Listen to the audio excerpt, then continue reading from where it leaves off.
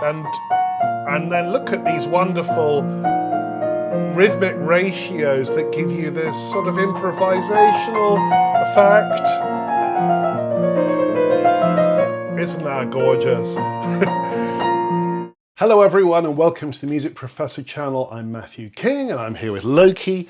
And before we get going, a quick word about the t-shirts. If you like the exciting and fun musical t-shirts that we sometimes display on the channel, well, we have a special arrangement with Amadeus Apparel, and viewers of the channel can get a 10% discount. Have a look in the video description and have a look at the different options of musical t-shirts, see what you like, and then you can get a discount on your t-shirt, which is really exciting. So what is a nocturne? Well, it's such a complex thing. This is a very famous musical genre, but there are many different kinds of nocturne. We're going to focus on the most famous kind, but before we get onto that, let's have a quick history lesson. As far as I can think of, the first use of the term notturno is Mozart. I think I'm right, and if you can think of an earlier example, perhaps there is one, maybe Monteverdi or someone used it, but I think that Mozart is the first that I can think of. So there are some very, very beautiful little serenade pieces for basset horns from the 1780s. Very, very beautiful pieces.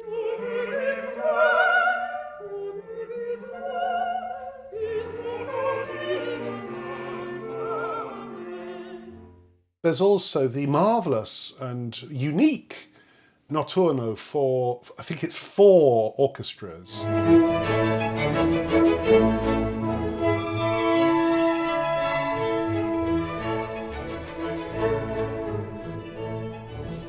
This is a very early piece of Mozart's, which he wrote in the 1770s. And the idea was, I think it was written for some sort of grand aristocratic party in Salzburg. He would have been the great wunderkind teenager that he was as a lad in the court of the Archbishop of Salzburg. And what he did was he wrote this piece for outdoor performance in this huge garden. At least I think it was a huge garden, where you had 4 orchestras positioned in different parts of the garden, playing very, very simple material. And the key interest of the piece, and you don't really get this unless you have the good fortune to actually hear a live performance, and you hardly ever do, because when do you get 4 orchestras assembled in a garden? I mean, I hope someone's going to do this. Let me know if you're going to do a performance of this piece, because it's such a great idea. But the main interest is simply that the music is echoing from group to group, and I think the effect is probably absolutely magical, especially if you're in a moonlit garden at sort of 10 o'clock at night and the orchestras are playing and echoing at various distances from each other, and there you are in the middle hearing the magic. Well, that must be something to hear, and Mozart, as always, the maker of magic.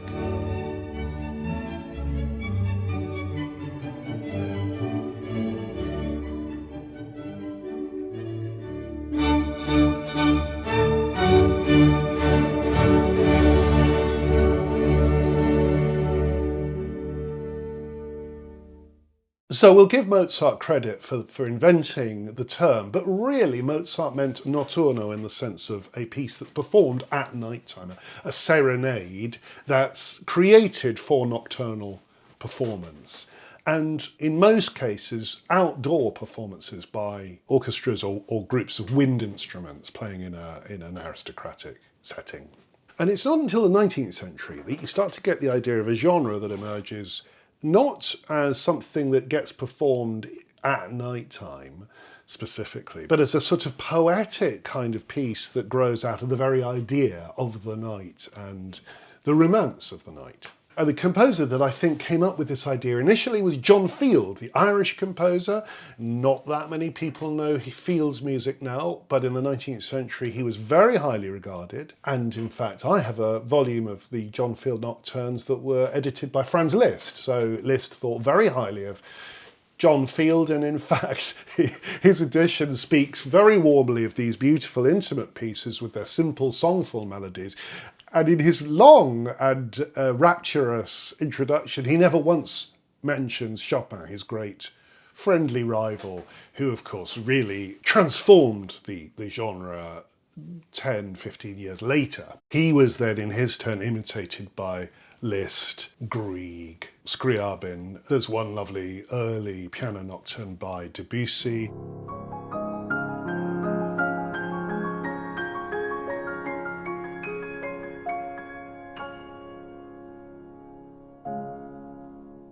There's a whole bunch by Erik Satie, which I must feature on the channel with all the other Satie pieces, and Poulenc, whose beautiful, beautiful collection of nocturnes comes from the 1930s.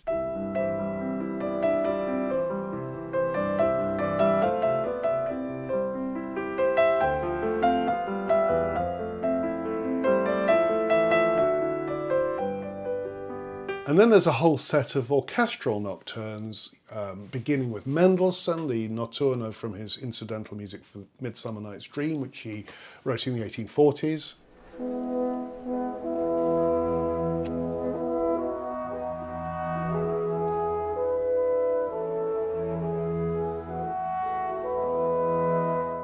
And Debussy, I mentioned a minute ago, he did write an early piano nocturne, but his main achievement was to rethink the term nocturne in terms of orchestral music. And so his wonderful 3 orchestral nocturnes are really a totally new kind of thing.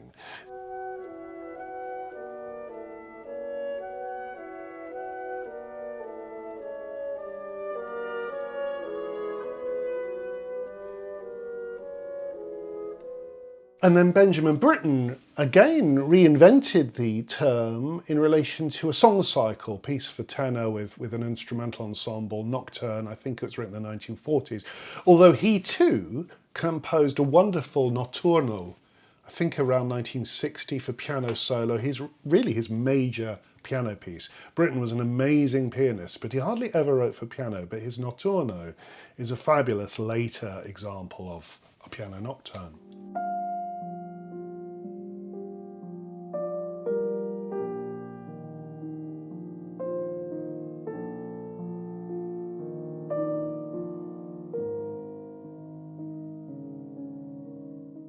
So let's talk about the origins of the piano genre and John Field. I mentioned Franz Liszt's edition of the Field Nocturnes a minute ago. Here's a classic example from Liszt's introduction. The charm which I have always found in these pieces, and which distinguishes itself by so much melody and by so delicate a harmony, reaches back to my earliest youth. Long before I thought of ever meeting their author, I was lapped for hours in dreams populated with forms that rose before my imagination, while the music soothed me into a soft apathy, like that caused by the fragrant fumes of rose tobacco, which in a narghil, a Persian pipe, full of the perfume of the jessamine, takes the place of the acid smoke of the Jombeki, Turkish tobacco, hallucinations without fever, or rather floating evanescent images. His ravishing beauty in a moment of delightful illusion heightens emotion into passion. In these pieces we find united in the most attractive manner all that inspires men to write or to read idylls and eclogues. And so he goes on with this fabulously hallucinatory description. Anyway, we won't read, I mean, it goes on for page after page, but we won't read any more of Liszt. I'm going to play the opening melody of the first Field Nocturne. Now, I think it's important to stress, because many of you will write in and say, oh yes, Field is boring compared with Chopin. Well, he is certainly less adventurous. Harmonically, these are quite simple pieces, but it's important to remember that these pieces were written quite early. I believe the first nocturne dates back to 1812. Field was mentored by Muzio Clementi, the Italian English composer, and they came together to Vienna and then later on went to Russia together, and Field stayed in Russia. And fascinatingly, he became quite a celebrated figure in Russian society, and Tolstoy in War and Peace mentions him several times. Various characters in War and Peace go off and play a Field Nocturne. There's one character who I think is a particular admirer of one of Field's piano concertos, so they become part of the Tolstoy discussion in that book. So he's a figure who was very much part of Russian culture in the 19th century. He met Beethoven and played to him while he was in Vienna, and Beethoven had, I believe, a very positive response to the music that he played. Possibly it was this piece, because Beethoven in 1812, well, he'd just written the 8th Symphony, hadn't he? So he was at the height of his powers. He wasn't really writing Nocturnes, although, here's a piece of Beethoven, very rarely played now, but I think it did have an influence on the Romantic generation. It's the middle movement of his tiny little G major sonata opus 79, which he wrote in, I think, 1809. And it has this rocking Venetian character in 9/8.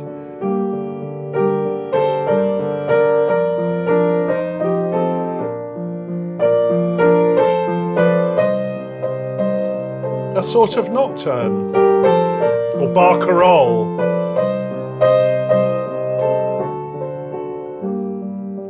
I mean, I think that nocturne and barcarolle are related genres. I'll explain that in a minute. Beethoven, in that piece, writing a sort of proto-romantic piece of with a sort of nocturnal character.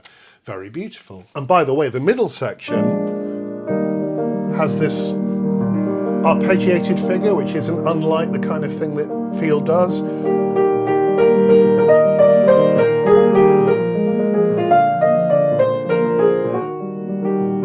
So on it goes in that beautiful early romantic way. It's not especially typical of Beethoven, in fact. And he, if you think about late Beethoven, he very much goes in a different direction from that style. But it's pieces like that that influenced the next generation. Here's Field.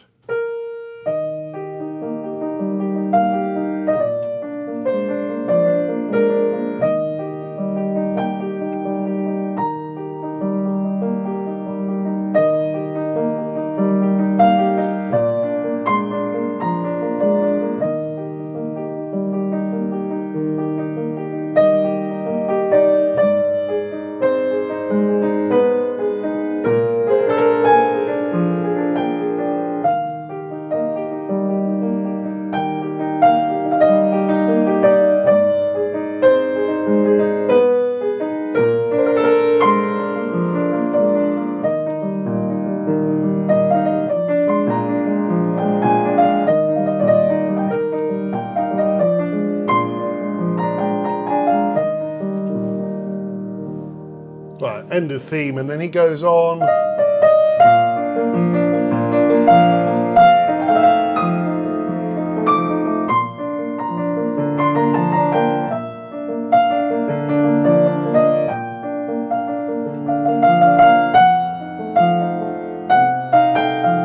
Nice little cross rhythm there.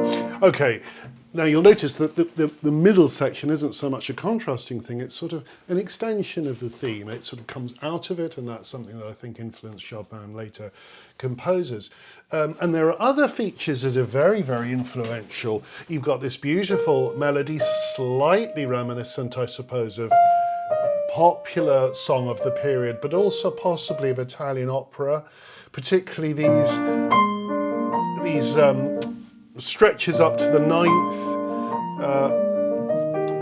The other thing is the accompaniment, which isn't boring. There are no Alberti basses. This is a new invention of Field's, very reliant on the pedal to be depressed, and then weave out an arpeggiated accompaniment. But it isn't a boring one. It isn't like that.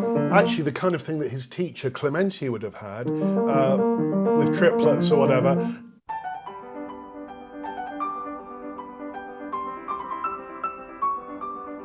It's more interesting than that. There's a span of a tenth now, something that actually influenced Chopin, the way that you've got the bass note and then you've got this lovely span, so you get a tenth, which is a much richer sonority than a third, and rather more beautiful because it resonates.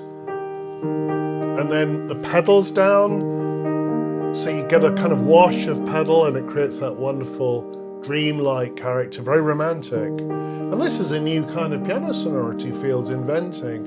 Also, the first note of each triplet is in a different place. He's creating a little pattern there. Da, ba, ba, ba, with the bass notes. Da, da, da, da. Almost like a sort of Alberti bass, which I mentioned Alberti basses as being boring a minute ago, but it's kind of interesting because there's like a slow pattern behind the triplets, so it creates a lovely wash of sound, and then of course with a melody floating over the top. it's kind of it's a lovely invention. And he varies that left-hand pattern. Now, all of this had an impact on Chopin, but when we look at what Chopin writes quite a few years later, 1830, 18 years later, it's a much richer thing. This is so famous it barely needs an introduction, but let's just listen to it with the field in mind.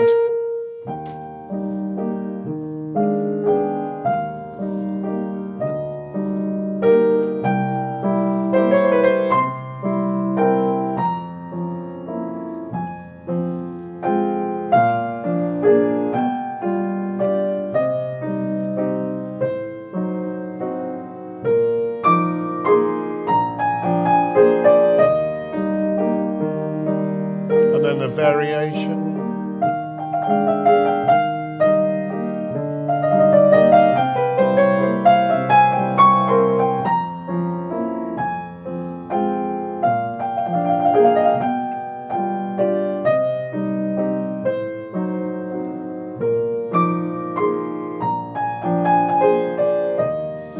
And rather like the field, we just move on into the new atmosphere without a particular change in character. And then on it goes. So, it's prodigiously beautiful, isn't it? But remember last week when I read a whole bunch of very irate criticism of Chopin's music in the 1830s? Let's turn to Ludwig Rellstab, who was a bit of a star last week, and his marvellously disparaging comments about Chopin. Ludwig Rellstab, something of a celebrity critic of the period, who'd composed poems for Schubert to set and also came up with the title Moonlight Sonata for Beethoven's Opus 27, number 2. But he gives this nocturne short shrift. Here's what he says. Where Field smiles, Mr. Chopin makes a snickering grimace. Where Field sighs, Mr. Chopin groans. Field shrugs the shoulders, Mr. Chopin arches his back like a cat.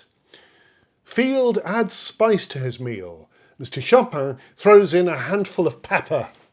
Furthermore, in his 3 nocturnes opus 9, this is opus 9 number 2, Chopin has again not failed to choose the remotest keys, B flat minor, B major, and of course E flat major. Of course E flat major, referring I think to the fact that Field's nocturne is in that key. But in this latter key, he also has such modulations that one would feel himself in a labyrinth. That's an interesting point. We'll get onto this in a moment. If one were to hold Field's charming romances before a crooked mirror so that every finer expression is exaggerated, then one would get Chopin's handiwork. We beseech Mr. Chopin, who's really not without talent, to return to truth and nature. So there's this idea that Chopin is not without talent. Rellstab perceives that there's talent here, but that it's perverse, it's strange, it's crooked, it's over-exaggerated, it's grotesque. Isn't that extraordinary? This music that we're so used to thinking of as beautiful, as natural, as wonderfully melodic, to the generation, the first generation that hears it, it seems weird and overly exaggerated. Let's have a look at the details, because in Field, you've got this triplet accompaniment with simple patterns. In Chopin, there's the same use of triplet type patterns, although they're slower than Field's. And do you notice every third chord, so you have to start with a single note, then 2 notes, then 3 notes. Within the pattern of 3, you move from 1 to 2 to 3. Very ingenious, actually. So that there's a slight emphasis, because of the density of the chord, on the third quaver. Just has a tiny little accent on it. Incidentally, in the comments on some of my Chopin videos, I've reacted somewhat crossly to people who've said that Chopin's a homophonic composer. He really isn't. He's a very great polyphonist. every single chord. A bit like Rachmaninoff, who comes much later, of course, but both composers, inside these accompaniments of theirs, there's all sorts of counterpoint. I'll show you what I mean. Look at the bass line here. The E flat goes to the D goes to the C, so you have this wonderful sense of a linear, of this beautiful line flowing through.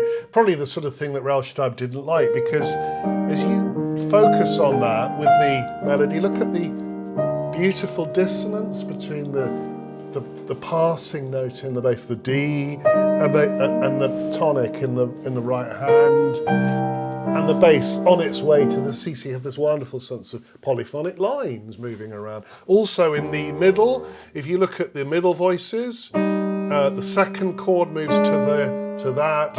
So you can see these patterns of lines moving about. Also in the third chords, they're also linear. So you're watching these chorales, if you like, moving through the accompaniment, whereas everything's homophonic. It is homophonic in Ireland, you know, just basically just E flat major, wash of E flat major, wash of B flat 7. In Chopin, that's not what it's like. It's really a chorale of voices moving through. It's concealed behind what looks like homophony, but it isn't. It's polyphony. It's much more like a Bach prelude in that respect. I'm also trying to imagine what Rellstab would have thought was like the arching of a cat. It's possible, for example, that this kind of fingering that you get, where he marks it 5-5-3-5, marvellously weird. You're doing 5-5-3-5, absolutely unique, really, absolutely new idea of the poetry, of the physicality of the piano. So you've got this sort of these sort of wonderful out of time passages where the fingers are just moving sort of breathlessly down a cascade of notes. He also complains about the ferocity of the modulation. Perhaps something like this.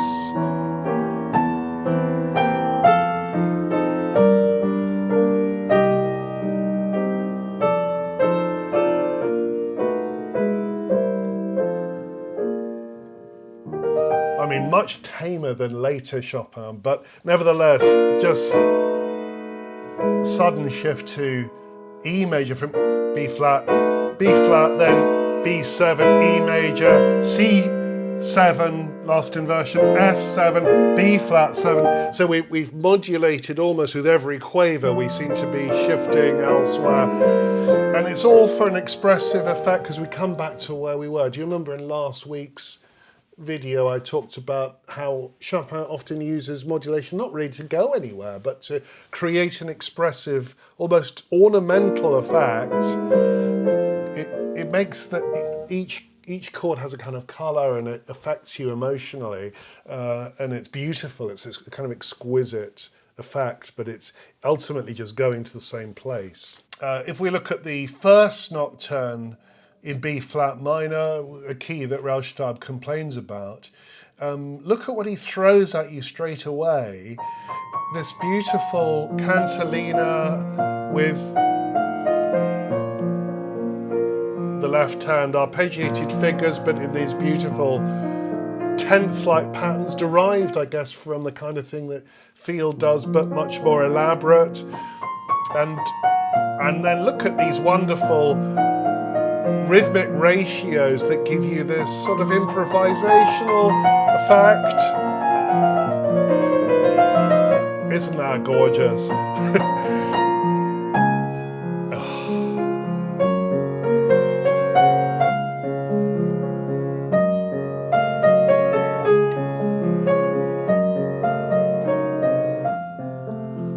Oh, fantastic. But the kind of thing that would have seemed weird and neurotic and grotesque at the time. One final thing to bring into the mix, because this is quite fun. The huge literary figure of the time, still alive when Chopin was writing these nocturnes, was Goethe, the German poet. I've got a big copy of his Italian Journey, in a much later translation into English by W.H. Auden.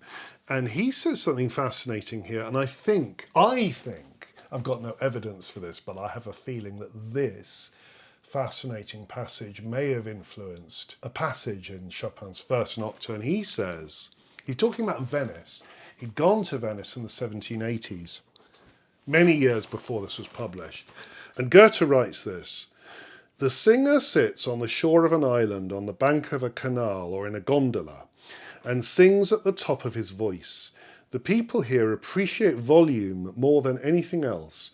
His aim is to make his voice carry as far as possible over the still mirror of water. Far away another singer hears it. He knows the melody and the words and answers with the next verse. The first singer answers again, and so on. Each is the echo of the other. They keep this up night after night without ever getting tired. If the listener has chosen the right spot, which is halfway between them, the further apart they are, the more enchanting the singing will sound." So he's talking about women on the Lido in Venice, and he says, "It is their custom to sit on the seashore while their husbands are out sea fishing and sing these songs in penetrating tones until from far out over the sea their men reply, and in this way they converse with each other. Is this not a beautiful custom? I dare say that to someone standing close by, the sound of such voices competing with the thunder of the waves might not be very agreeable, but the motive behind such singing is so human and genuine that it makes the mere notes of the melody over which scholars have racked their brains in vain come to life. It is the cry of some lonely human being sent out into the wide world till it reaches the ears of another lonely human being who is moved to answer it." And that beautiful description by Goethe of gondoliers singing across the water and their wives hearing them from a distance, and this idea of lonely souls calling across great huge spaces over the water. This was deeply influential on the younger romantic generation who read it. Mendelssohn, who was a friend of Goethe, had already been influenced by this description in his wonderful gondol leads that he was writing in the late 1820s when he was still a teenager, writing pieces like this.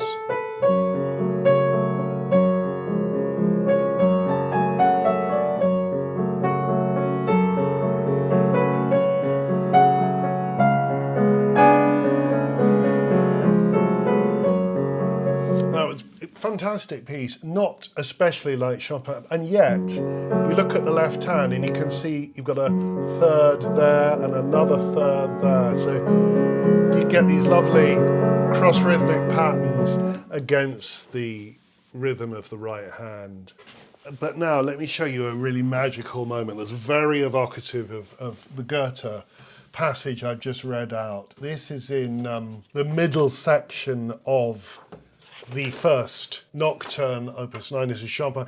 So you have this beautiful passage where the left hand is moving in fifths, almost reminiscent of the beginning of Beethoven 9. The right hand has these wonderful resonant phrases, all built around a seventh. He's just loving the harmony that you get with the seventh and the open fifths in the left hand. And it's marked fortissimo. Pedals down.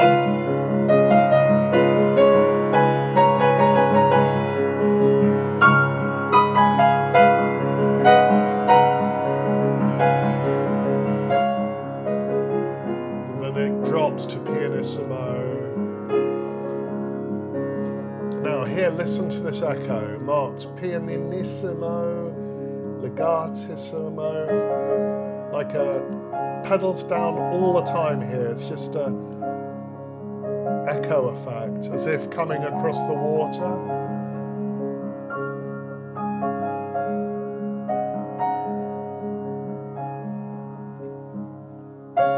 An accent there. Look at this wonderful polyphonic effect in the left hand with the... and then... No one had ever done this before, where you simply recapitulate Can that be flat just before the melody comes in? And we've just moved from a sort of D flat. Well, what is that? That's in effect A major. But we're not really moving. We're moving from A major to B flat major. This isn't even conventional tonality. It's just a left hand moving around chromatically until it comes to B flat. It's almost like the kind of thing Eric Satie did, 80 years later. Marvellous effect. Anyway, a passage that I think might have been inspired by Goethe, that's just me conjecturing, but it feels like it. And these are wonderful, poetic pieces. Chopin's bringing a new kind of poetry into the vocabulary of piano music.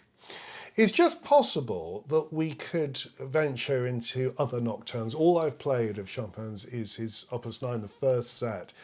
Well, I haven't played much, I've just given a couple of examples, but it'd be quite fun to go into these pieces in more depth, wouldn't it? Let me know what you think. Please leave some comments. Those of you who are composers, please feel free to contribute when we do open up our piano miniatures again. Let's get some nocturnes. Let's get some new nocturnes. I wrote a nocturne not very long ago. Have a listen to this.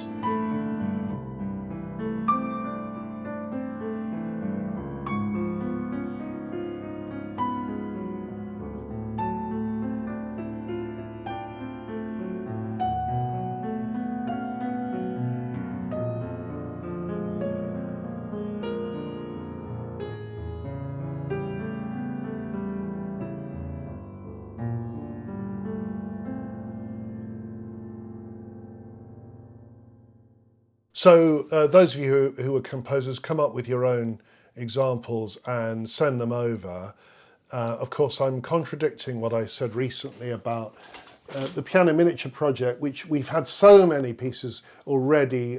There's an enormous backlog. But have a think about nocturnes, start writing them, and then when I give the okay, which might be in a month or two, we'll get some new pieces, some nocturnes. Let's get some nocturnes coming in, and I'll try and premiere some of those on the channel. Wouldn't that be fun? Okay, in the meantime, thank you for watching.